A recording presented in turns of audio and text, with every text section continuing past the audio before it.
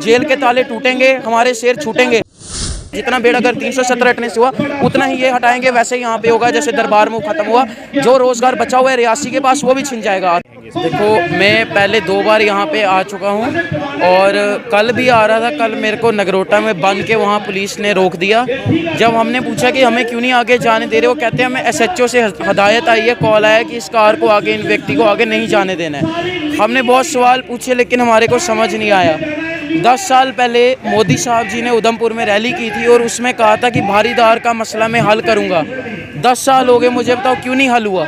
जो अभी उनके पास बचा कुछ है वो भी ज़मीन जो है वो भी निछावर होने पे आ गई हुई है। ये लोग कहते हैं कि जो पुरानी सरकारें हैं उन सरकारों ने गलत इतिहास पढ़ाया है, मुगलों को बढ़ावा दिया। यही लोग व्हाट्सएप पे कहते हैं ना, ये तो माता रानी का पूरा इतिहास ही बदल रहे हैं। यहाँ पे चरण पादिका हो जाए, बाल गंगा हो जाए, अर्धकुंवारी हो जाए, जब ये जगह ही नहीं यहाँ पे हम व्यक्ति देख पाएगा तो मुझे तो इनका तो रिलीजियस जो सिग्निफिकेंस है लोगों में वो तो ऑटोमेटिकली कम हो जाएगा। तो ये बिल्कुल गलत किया जा रहा है। रोप पे गंडोला नहीं लगना चाहिए। गंडोला लगने से रोजगार खत्म होगा। जितना 370 हटने से जम्मू को फायदा हुआ उतना ही गंडोला हटने से यहाँ होगा। जितना बेड़ा अगर 370 हटने से हुआ उतना ही ये हटाएंगे, वैसे ही यहाँ पे होगा जैसे दरबार में खत्म हुआ। जो रोजगार बचा हुआ है रियासी के पास वो भी छिन जाएगा आते हुए पिट्ठू घोड़े वालों का। मेरे को समझ नहीं आ रहा, उन लोगों पे पर्चा लगा दिया गया। कोई मर्डर का आरोप नहीं है, कोई लड़की छेड़ने का आरोप नहीं है, कोई इस चीज़ का आरोप है कि प्रशासन के खिलाफ, एडमिनिस्ट्रेशन के खिलाफ ये लोग प्रोटेस्ट कर रहे हैं। बड़े दुर्भाग्य की बात है, उनको छोड़ा जाना चाहिए। जेल के ताले टूटेंगे, हमारे शेर छूटेंगे। हम यहाँ पे डेली आएंगे। कल भी आए, मेरे पिता को दूसरी बार कल वापस भेज दिया, उनको जाने ही नहीं दे रहे। मैं आया, मेरे को भी कल रोक दिया। आज भी कहीं जगह पूछा गया कि क्यों जा रहे हो, कैसे जा रहे हो।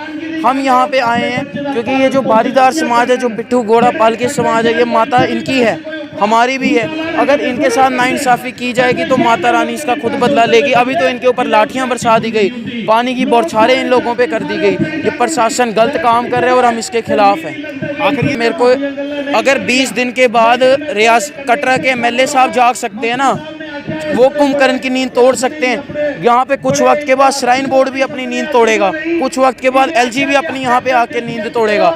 और मैं ये कह सकता हूँ, अगर हमारा पिट्ठू वाला, घोड़ा वाला आपका भारीदार हो गया, ये इधर के होके काम नहीं कर पाएंगे और कोई यूपी, बिहार, बाकी स्टेटों का आके काम करेगा, ये चीज़ गलत है। ये चीज़ नहीं होती। भी कल तक पहुँचे जब लोगों की रिजेंटमेंट थी, गुस्सा था। वो कहते हैं 1 दिन में हम कुछ हल करके दिखाएंगे, पर अभी तक तो कुछ नहीं हुआ। 1 दिन हो चुका है, हम फिर भी अपनी लड़ाई। मेरे को तो 2 घंटे लगते हैं वहाँ से आने में। रोड की भी हालत है, पुलिस जो चौकियाँ रोकती हैं, 2 घंटा आना, 2 घंटा जाना। आपको लगता है कि भाजपा वाले खुश हैं कि रोपवे लगना चाहिए? देखो, MLA साहब ने खुद बयान दिया कि कटरा में रोपवे लगना चाहिए, हम उनका समर्थन करते हैं। उन्होंने बयान दिया, मैंने बयान नहीं दिया, वो तो उनकी सपोर्ट में है।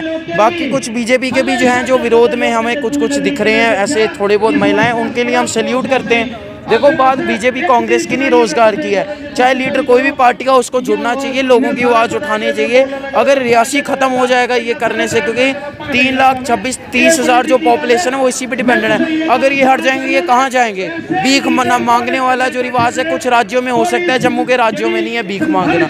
तो ये काफ़ी गलत है, हम इसके निंदा करते हैं। और रोप पे हम नहीं लगने देंगे, हम लड़ाई लड़ेंगे जितना हम कर पाएंगे, प्रशासन पर दबाव बनाएंगे।